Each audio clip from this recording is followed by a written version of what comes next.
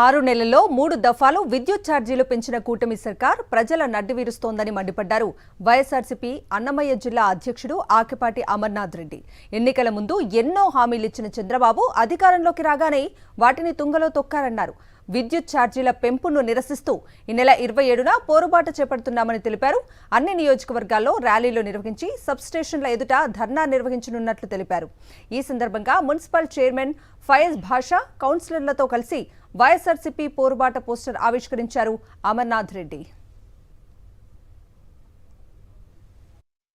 విద్యుత్ ఛార్జీలు పెంచబోము, విద్యుత్ ఛార్జీలు తగ్గిస్తాము, రైతులే విద్యుత్ ఉత్పాదన చేసి అమ్మే పరిస్థితికి వినియోగదారులని అమ్మే పరిస్థితి తెస్తామని ఎన్నో ప్రగల్భాలు పలకడం జరిగింది.